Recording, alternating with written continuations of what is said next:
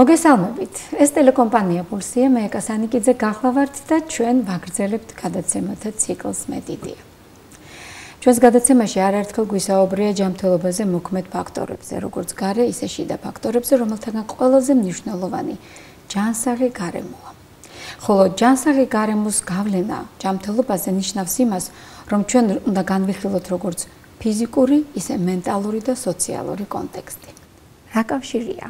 სწორედ ჯანსაღ კვებას, ჯანსაღ ჰაერს, წყალს, ნიადაგს, პროდუქტსა და სოციალურ, ეკონომიკურ მდგრად განვითარებას, ქვეყნის კეთილდღეობას შორის.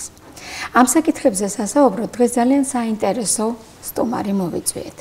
იგი გახლავთ დამფუძნებელი და გამგეობის წევრი საერთაშორისო ალიანსის მდგრადი კავკასია, პროფესორი, ეკონომისტი, ბიომრავალფეროვნების სპეციალისტი, ქალბატონი მარიტა რიდელი. გამარჯობათ. Good evening.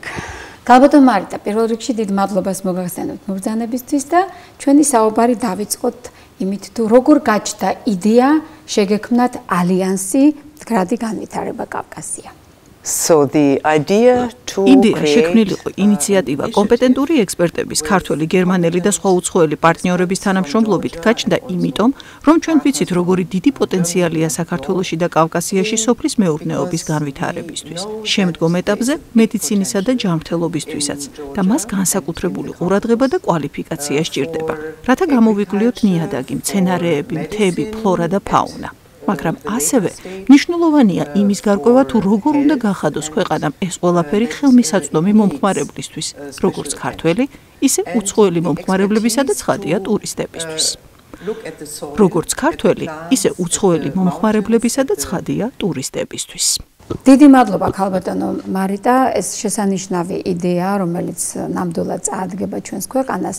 და ეხლა საინტერესო იქნება მაინც უფრო დეტალურად აუხსნათ ჩვენს მაყურებელს, რა კავშირშია ბიომრავალფეროვნება, განსაკუთრებით საქართველოს ბიომრავალფეროვნება, მისი ფლორა და ფაუნა ადამიანის ჯანმრთელობასთან.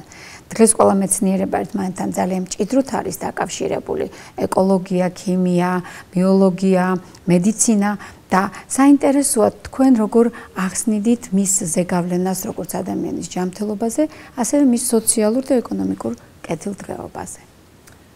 რა თქმა უნდა, კითხვაზე პასუხის გაცემა ადვილი არ არის, მაგრამ ჩვენ ყველამ ვიცით, რომ მრავალფეროვნება ყველა სფეროში კაცობრიობას უფრო შემოქმედებიც ხდის. გვაძლევს განვითარების მეტ პოტენციალს და ეს ძალიან მარტივი პასუხია. მაგრამ თუ ბიომრავალფეროვნებას გადავხედავთ, ყველაზე მნიშვნელოვანი საკითხია, რომ დღეს ჩვენ უნდა დავიცვათ ჩვენი ბიომრავალფეროვნება და ამ დაცვისთვის გვჭირდება ცოდნა და გაგება.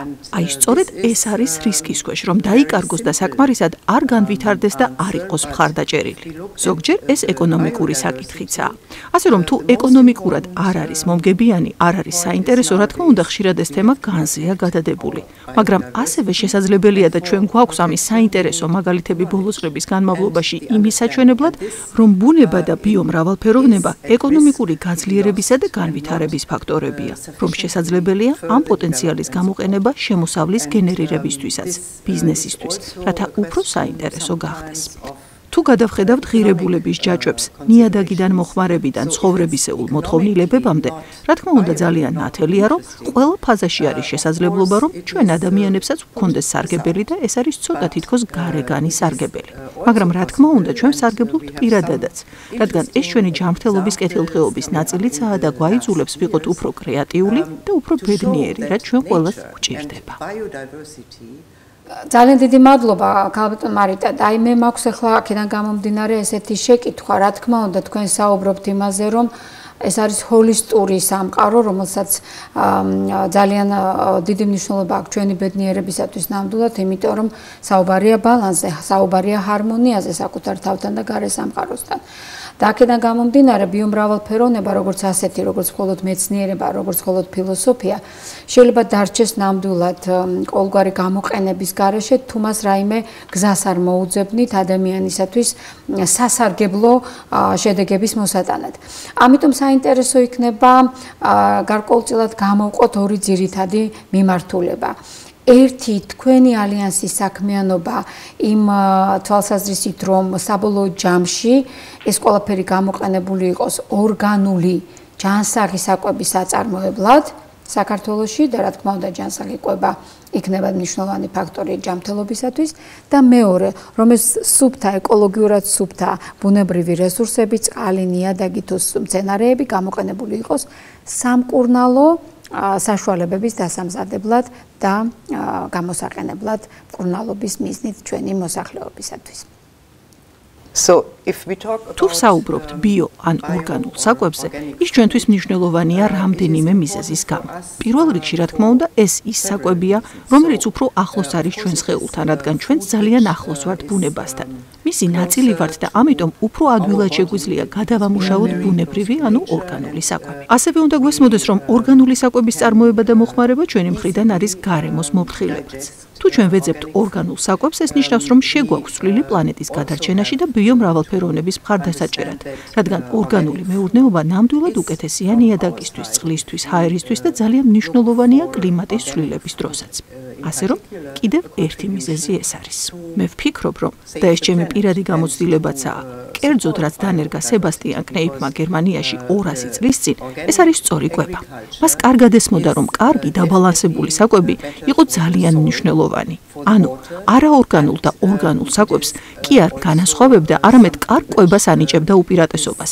იცოდა რა, რომ სხეულს შეუძლია შეიწოვოს რაიმე, ან არ შეიწოვოს ის, მაგრამ თუ საკვები სასარგებლოა, ეს აჩენს შესაძლებლობას ვიყოთ ჯანმრთელი. ამრიგად მან მოახდინა კვების ბალანსირება, კომბინირება მცენარეებთან და ამის გამოყენება ბუნებრივ სამკურნალო საშუალებადაც, რადგან რა თქმა უნდა, თუ გვაქვს ჯანმრთელობის პრობლემები, უნდა ვიმკურნალოთ. და ის მიხვდა, რომ შესაძლებელია განკურნება კარგი საკვებით, სწორი კვებით და ბუნებრივი საშუალებებით. ამიტომ მან დაამატა მცენარეები არა მარტო საკვებში, არამედ სამკურნალო საშუალებებშიც.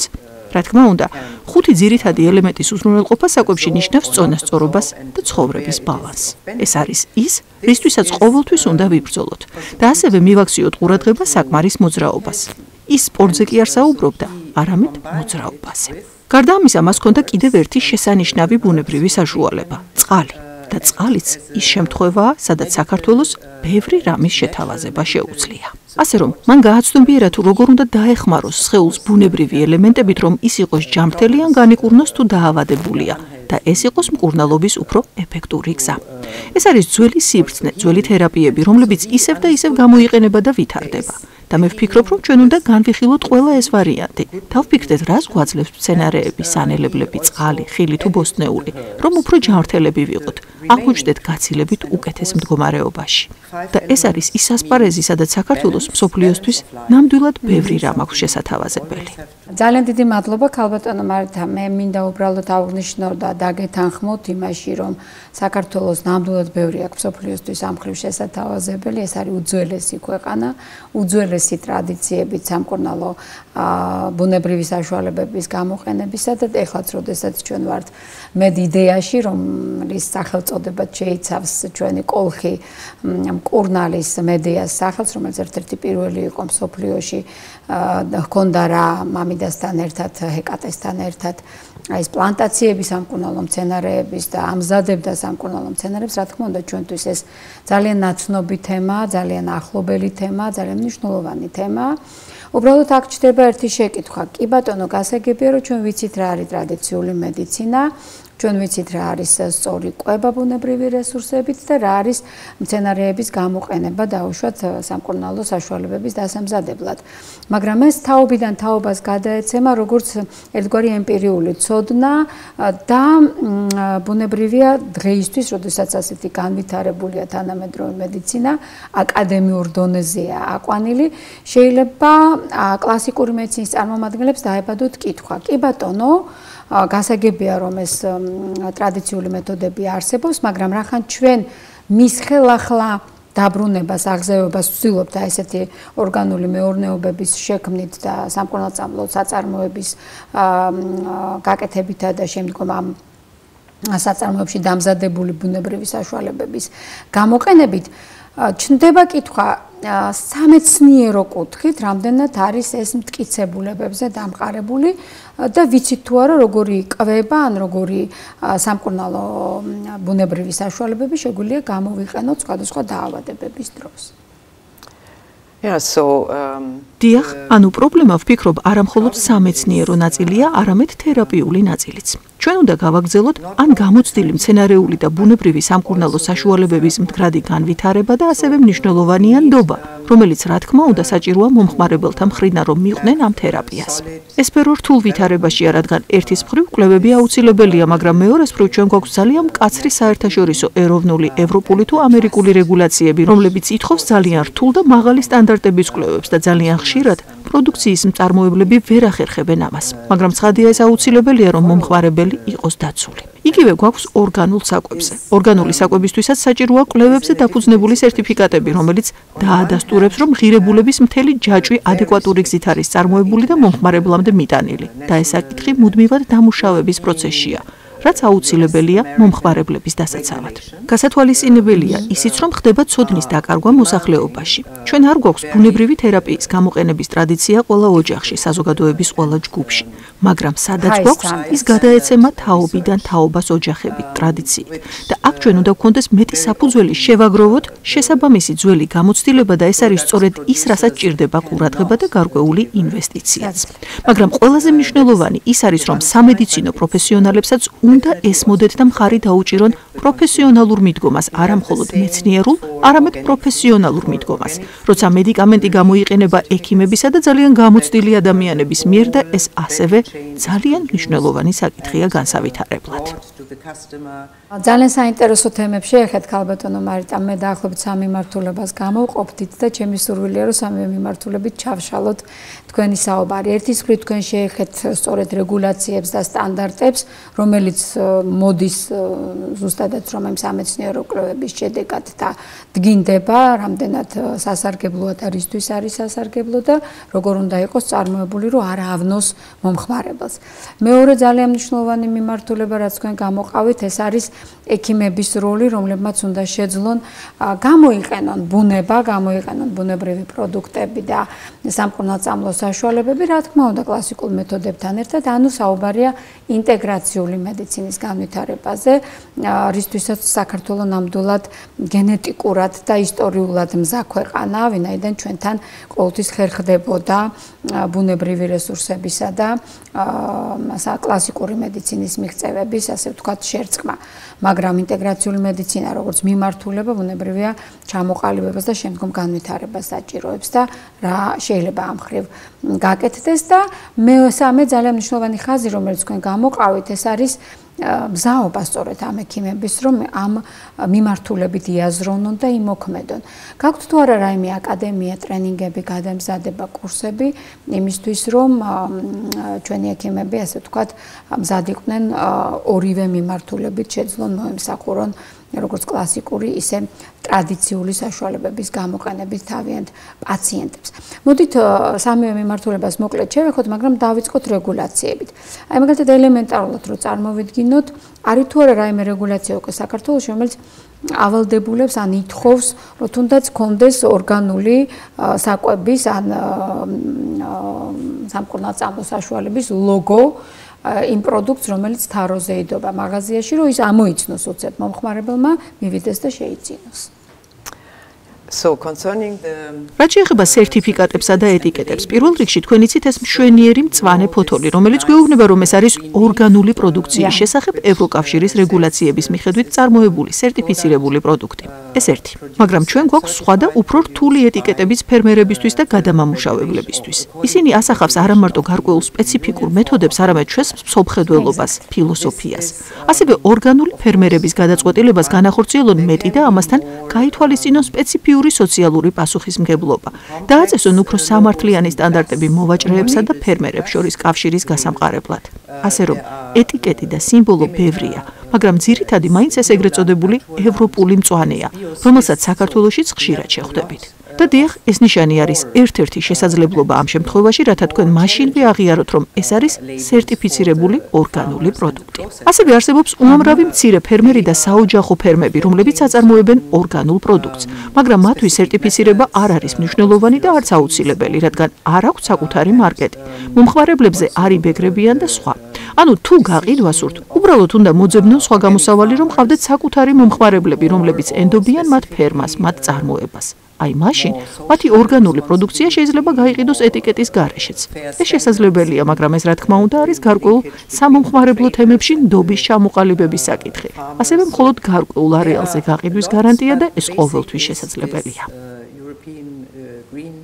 ეს ძალიან მნიშვნელოვანია, იმიტომ რომ თუ ყველა იმ მცირე მეწარმეს, რომელიც აწარმოებს ორგანულ პროდუქტს, ჩვენ მოვთხოვთ, რა თქმა უნდა, სერტიფიცირებას და სპეციალურ ლოგოს, ამ შემთხვევაში ეს შეიძლება იმდენად ძვირი დაუჯდეს, რომ საერთოდ დაანებოს ამ ძალიან მნიშვნელოვან და ძალიან სასარგებლო საქმეს და შესაბამისად ალბათ უნდა არსებობდეს რაღაცა მექანიზმი, რომელიც დაარეგულებს ყოველ შემთხვევაში გარდამავალ პერიოდში მაინც იმას, რომ ასეთი მცირე ფარმინგის და ფერმების, ასე ვთქვათ, ფლობელებმა გარკვეული ორგანული პროდუქციის მწარმოებლებმა შეძლონ გაცილებით ადვილად შეამოწმებინონ, დაუშვათ რომელიმე სახელმწიფო ლაბორატორია, სახელმწიფო ანუ დაბალ ფასად თავიანთი პროდუქტი, უბრალოდ იმისთვის, რომ იცოდნენ რა შემადგენლობა, ტოქსიური არ არის, არ უნებს მომხმარებელს და შემდგომ როცა გარკვეულად მოძლიერდებიან, გაეყიდებათ, ექნებათ შემოსავალი, აი უკვე მერე მოემზადონ შეიძლება იმ სალიცენზიო პროცესისათვის და სასერტიფიკაციო პროცესისათვის, რასაც უკვე ევროპული სტანდარტი და აი აქვე მინდა უკვე გადავიდეთ მაშინ მეორე ნაწილზე.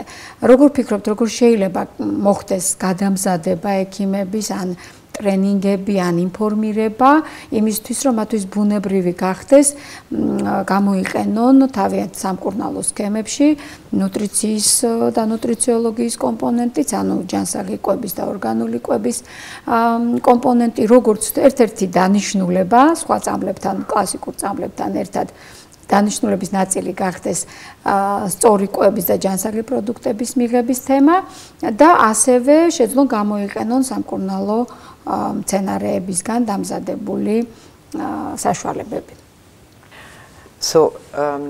შემიძლია ამაზე ვისაუბრო ჩემი პირადი გამოცდილებით და ასევე როგორც ორი ორგანიზაციის წარმომადგენელმა. მაგალითად, კნაიფის, რომელიც ფარავს უფრო მეტ სპეციალისტს ვიდრე მხოლოდ ექიმებს, ესენია სკოლების, საბავშვო ბაღების, რეაბილიტაციის ცენტრების, ხანდაზმულთა სახლების თანამშრომლები. ისინი ცდილობენ მათი პროფესიონალიზმი დაუკავშირონ კნაიფის პრინციპებს მეტი სარგებლის მოსატანად, როგორც პრევენციის, ისე რეაბილიტაციის და მკურნალობის დროს. ეს უკვე მრავალი წელია ხორციელდება და არის ძალიან მნიშვნელოვანი ინიციატივა მთელს გერმანიაში და ნაწილობრივ ავსტრიაშიც. მე პირადად ვარ ასევე კოლნის უნივერსიტეტის ბაზაზე არსებული კომპლემენტური, ანუ დამატებითი მედიცინის შეფასების ინსტიტუტის წარმომადგენელი და ამასთან წევრი ასოციაციისა, რომელიც თავად დამფუძნებლებმა და პროფესორებმა შექმნეს, რათა მხარდაჭერა და პოპულარიზაცია გაუწიონ ნატურალური მედიცინისა და ექიმების კოლაბორაციას.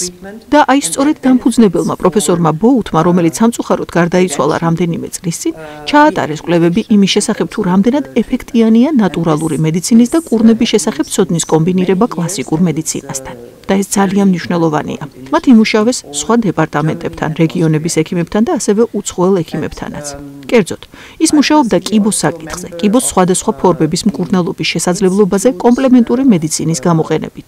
ჩაატარა სხვადასხვა კვლევა, გამოაქვეყნა სხვადასხვა სახელმძღვანელო ამ თემაზე, როგორც ექიმების, ისე პაციენტებისთვის, ანუ ყველასთვის გასაგებ ენაზე. ის მუშაობდა შესაბამის ექიმებთან, ანუ ონკოლოგებთან. შექმნა გუნდები, მაგალითად, ფსიქო-ონკოლოგებთან გუნდები, კლასიკური და კომპლემენტური მედიცინის მეთოდების კომბინაციით მკურნალობის უზრუნველსაყოფად. და ეს იყო და რჩება ძალიან წარმატებულ მეთოდად. ასევე ეს მეთოდი არის სამედიცინო სტუდენტების სწავლების ნაწილიც. მათ აქვს საშუალება მოისმინონ ამ სფეროში ლექციები და ასევე არსებობს ფონდი, რომელიც აფინანსებს კვლევებს კომპლემენტურ მედიცინაში. საგულისხმოა, რომ ისინი არ მუშაობენ მხოლოდ კიბოს საკითხებზე და ეს ძალიან საინტერესოა. მაგალითად, ამჟამად არის თანამშრომლობა მაქს პლანკის უნივერსიტეტთან დაბერების საწინააღმდეგო თემებზე. ასევე აქვთ კავშირი სპორტულ მედიცინასთან.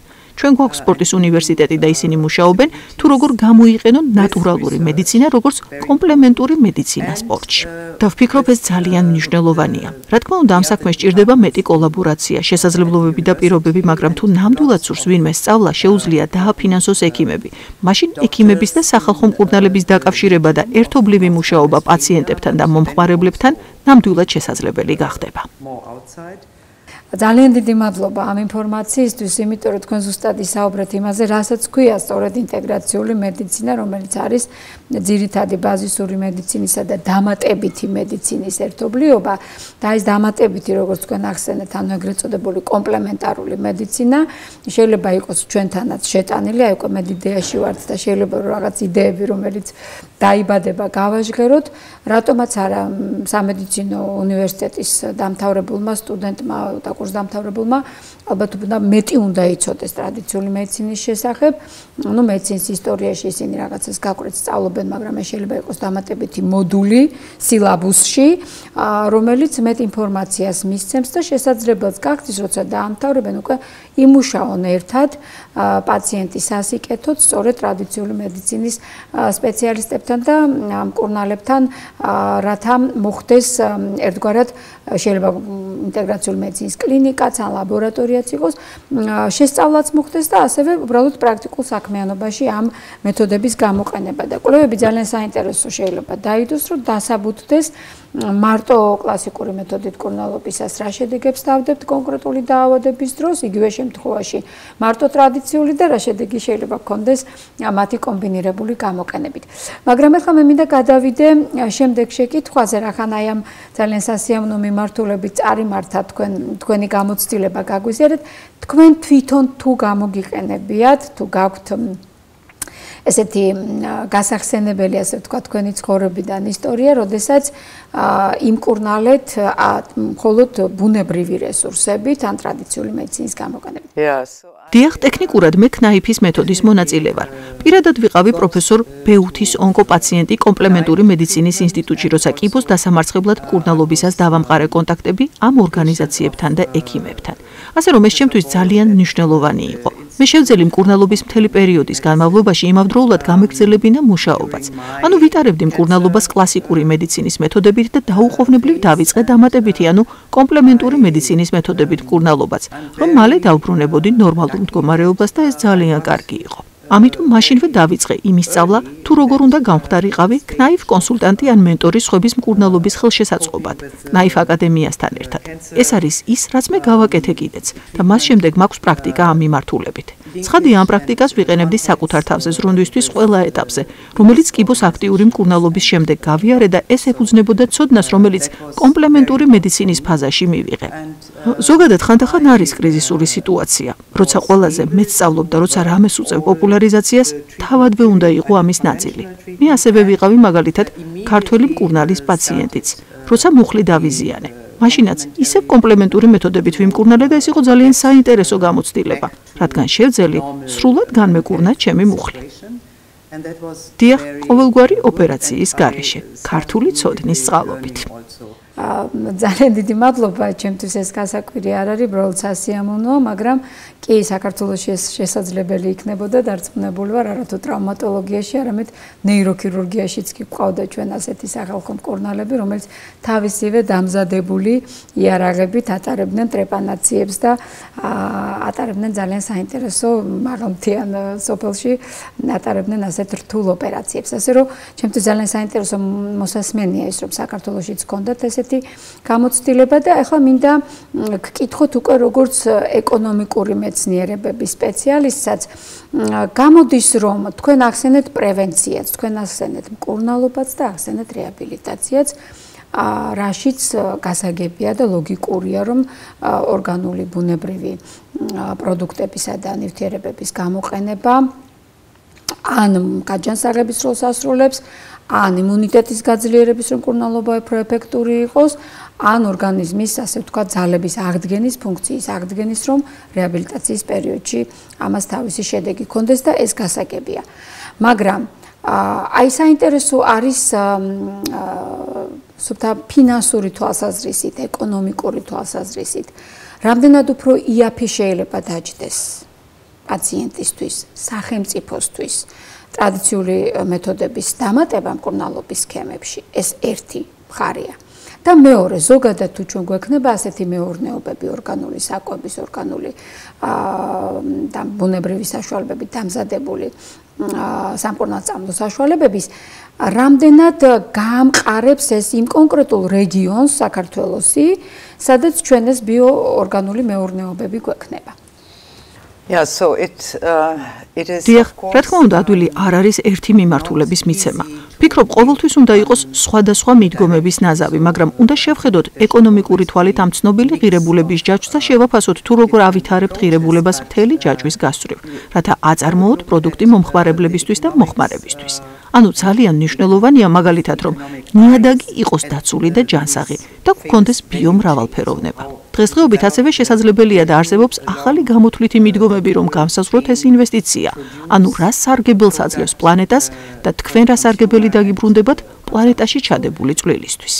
ასე რომ ეს არის ერთგვარი წახალისების, სარგებლის მომტანი სისტემა, მაგრამ რა თქმა უნდა, ორგანულ მეურნეობაზე, ორგანულ საკვებზე, ორგანულ პროდუქციაზე გადასვლას ყოველთვის სჭირდება დრო. რაც მთავარია, გასათვალისწინებელია ჯანმრთელობისა და კეთილდღეობის უპირატესობა. ეს არის ყველაზე მნიშვნელოვანი. ამიტომ მე არ ვარ მხოლოდ კერძო ბიზნესზე ორიენტირებული, უფრო ეკონომისტიც ვარ. და რა თქმა უნდა, ჯანმრთელობის სარგებელი მოსახლეობისთვის და ჯანდაცვის სისტემის ღირებულება უაღრესად მნიშვნელოვანია. საუბარი არა მხოლოდ ბუნებრივ სამკურნალო საშუალებებზე, არამედ ეს ეხება საკვებსაც, წარმოებასაც, სოფლად მცხოვრებთა საარსებო წყაროს და შემოსავალს. შესაბამისად, მთავრობაც დაინტერესებული უნდა იყოს, რომ მოსახლეობა დარჩეს სოფლად, წარმოებისთვისაც და ლანდშაფტის მოვლისთვისაც. აი, ეს არის ღირებულებები, რომელიც შეიძლება შევიდეს ასეთ ბიზნეს გამოთვლებში. ძალიან დიდი მადლობა, იმიტომ რომ ნამდვილად ჩვენ ყურადღება უნდა გავამახვილოთ არა მარტო სუფთა ფინანსურ, არამედ არაფინანსურ მოგებაზე, არამატერიალურ მოგებაზე, რომელიც ღირებულებებზე გადის, ეს არის ადამიანების ჯანმრთელობა, პლანეტის სიჯანსაღე, იმ ხარჯების შემცირებაც, რომელიც სახელმწიფოს შეიძლება გქონდეს ჩვენი მოსახლეობის ჯანმრთელობის პრევენციაზე თუ აღდგენაზე და ასე შემდეგ. ბუნებრივია, უამრავი ფაქტორია და უამრავი კომპონენტია. გეთანხმებით, უბრალოდ მე და რა თქმა უნდა თვითონ გამდიდრება თითოეული იმ მეწარმის, რომელიც გადაწყვეტს, რომ ორგანული ფარმინგი გქონდეს, ვინაიდან საქართველოს არის 85% მთლიანად მთიანი ფაქტობრივად ქვეყანა და ჩვენი სოფლები იცლება იმის გამო, რომ ფაქტობრივად იქ უჭერთ ადამიანებს დარჩენა და გარკვეულად თავისი ეკონომიკური მდგომარეობის შენარჩუნება ამით უმეტეს გაუმჯობესება და როცა ეცოდინებათ რაღაცა კონკრეტულ ორგანულ პროდუქტს აწარმოებენ, მაშინ ბუნებრივია მათ ექნებათ შემოსავალი და ექნებათ ინტერესი, რომ დაკავდნენ იმ სოფლებში, მაგრამ და ძალიან დიდი მადლობა ასეთი პასუხისათვის. მაგრამ ახლა მე მინდა, ვიდრე ჩვენ დავასრულებთ სამწუხაროდ ძალიან ბევრი თემა შეიძლება ახლა ჩავშალოთ და ერთი გადაცემის ფარგლებში ეს შეუძლებელია, მაგრამ იმისთვის რომ შევეხოთ რაღაც უფრო რაღაც თქვენცას ამ კუთხით დაინახეთ უფრო გლობალურად საკითხს, როგორც მწვანე ეკონომიკას, ხომ? და როგორც ადამიანის ჯანმრთელობას, როგორც ადამიანის კეთილდღეობას, მინდა ამ კუთხით დავსვა საკითხი. გვაძლევს თუ არა სუფთა ფილოსოფიური გაგებით ჩვენი ინტერესი და ჩვენი დაკავება ორგანული მეურნეობით, ეკოლოგიით, ბიოფარმინგებით, ბიოწარმოებით იმის ასე ვთქვათ საშუალებას, რომ იმდენად ფართოდ გაგვეხსნას აზროვნება, მიდგომები, რომ ვიგრძნობთ რამდენად ვართ ნაწილი ჩვეულებრივად ამ სამყაროსი, ამ ბუნების, რომ ადამიანის ჩვეულებრივი ნაწილი, ესიც ხო ბუნებრივი რესურსია, ერთგვარი ბუნებრივი პროდუქტია და აქედან გამომდინარე მისთვის უფრო ბუნებითია მიიღოს ბუნებრივი საკვებიც და ბუნებრივი წამალიც, ვიდრე დავუშვათ სინთეზური, ხელოვნური და ასე შემდეგ. ამ კონტექსტში თუ შევხედავთ, რამდენად აქვს პერსპექტივა იმას, რომ სოფხედველობის შეცვლით, ერთგვარი მენტალური რევოლუციით ყველა ქვეყანაში თანდათანობით ქვეყნებმა აიღონ გეზი, პოლიტიკური ნება იყოს იმისი, რომ თანდათანობით მთელი კაცობრიობა გადავიდეს აი ამ მწვანე ეკონომიკაზე და ბიოორგანულ წარმოებაზე. დიახ, ვფიქრობ, საქართველოსთვის, რა თქმა უნდა, აუცილებელია ბუნებაზე ფოკუსირება, რადგან ეს არის საინტერესო ბუნება, პეიზაჟების, მთების, მდინარეების ამ განსხვავებული რელიეფებით და ამიტომ მკვლევრები და ტურისტები ყოველთვის გაოცებულები არიან ამ მრავალფეროვნებით. ამიტომ, რა თქმა უნდა, ძალიან მნიშვნელოვანია ნაკრძალებისა და დაცული ტერიტორიების მუდმივი მხარდაჭერა, რაც უკვე არის შეტანილი საქართველოს მთავრობის დღის წესრიგში. მაგრამ ასევე მნიშვნელოვანია ორგანული სექტორის ხელშეწყობაც, რათა შეუქმნან ძალიან ხელსაყრელი კლიმატი, ხარი დაუჭირონ მცირე, საშუალო და დიდ კომპანიებს, რადგან ისინი ბუნებასთან ყველაზე ახლოს არიან, როცა დაცულ ტერიტორიებზე არ არის საუბარი. ეს არსებითია და ვფიქრობ, საქართველო არის ერთ-ერთი ქვეყანა, სადაც ბუნებაზე უნდა იყოს ფოკუსირება. დაცული იყოს იგი და ასევე გამოკვლეული იქნას ჯანმრთელობის პოტენციალი, ტურიზმი, სამედიცინო და ჯანმრთელობითი ტურიზმი, აგროტურიზმი. ასე რომ ვფიქრობ, რომ თუ თქვენ იცავთ გარემოს და არა მხოლოდ გარემოს, არამედ ბუნებას და ასევე მხარს უჭერთ ფერმერობას, რომ ახლოს იყოს ბუნებრივ წარმოებასთან და გამოიკვლიოს პოტენციალი, რომელიც თქვენ ისტორიულად გაქვთ მკურნალობაში, ტურიზმში, სტუმართმოყვარეობაში, მაგრამ ბუნებაზე დამყარებულ სტუმართმოყვარეობაში, ვფიქრობ, ეს არის საქართველოს ერთ-ერთი საუკეთესო შესაძლებლობა. და რა თქმა უნდა, ამ ყველაფრისთვის ეს ყოველთვის მნიშვნელოვანია. უნდა კონდეს შენი საინფორმაციო ბაზა, უნდა დაუბრუნდეთ კვლევებს, არქივებს. ჭირდებათ ექსპერტიზა შემდგომი განვითარებისთვის და განათლება. განათლება ყოველთვის ძალიან მნიშვნელოვანია. ძალიან დიდი მადლობა. მე ვფიქრობ, რომ ძალიან საინტერესო საუბარი გამოგვივიდა, რა თქმა უნდა, დღეს ჩვენ ვერ შევძლებთ ყველა ეს საკითხი დავფაროთ, მაგრამ ჩემთვის ძალიან სასიამოვნო იყო, რომ თქვენ ხაზი გაუსვით საქართველოს შესაძლებლობებს, რომელიც თავის დროზე ძალიან კარგად იყო გამოკვლეული და ახლა ხელახლა საჭიროებს გამოკვლევას და აი სწორედ დღეს ალბათ ჩვენ ეს გავაჟღერეთ, რომ უნდა გამოჩნდნენ ორგანიზაციები, ჯგუფები, ადამიანები, რომლებიც აიღებენ თავის თავზე იმას, რომ კიდევ ერთხელ მოხდეს საქართველოს ბუნებრივი შესაძლებლობების შესწავლა და სწორად ხალხის და ქვეყნის სამსახურში ჩაყენება, მაგრამ თავარი მესიჯი, რომელიც მე მგონი ჩვენ დღეს გავაჟღერეთ, ეს იყო დაგვენახებინა აშკარად და მე მგონი მოვახერხეთ, რამხელა კავშირი, მჭიდრო კავშირი შეიძლება არსებობდეს საქართველოს ბიომრავალფეროვნებას, მის ბუნებრივ შესაძლებლობებსა და მის მდგრად ეკონომიკურ განვითარებას. შორის, რაც ჩვენთვის ახლა ძალიან მნიშვნელოვანია, იმისთვის, რომ საქართველო იყოს დამოუკიდებელი, ის უნდა იყოს ეკონომიკურად ძლიერი, განვითარებული და ლაღი ქვეყანა. ასე რომ თქვენ გარკვეულწილად მოგვეცით დღეს იმედი, რომ ჩვენი ბუნებრივი რესურსების გამოყენებით შეგვიძლია ჩავდგეთ იმ ქვეყნების სიაში და რიგში, რომლებსაც დღეს ძალიან ბედნიერი კეთილდღეობით სავსე ცხოვრება აქვთ თავიანთი მოქალაქეებისათვის, რომლებიც მშვენივრად იყენებენ თავიანთ ბიომრავალფეროვნებასა და შესაძლებლობებს. ასე რომ დიდი მადლობა თქვენი საუბრისთვის, თქვენი რჩევებისათვის, წარმატებებს გისურვებთ თქვენ საქმიანობაში და გემშვიდობებით საუკეთესო სურვილებით. კარგად ბრძანდებოდეთ მომავალ შეხვედრას.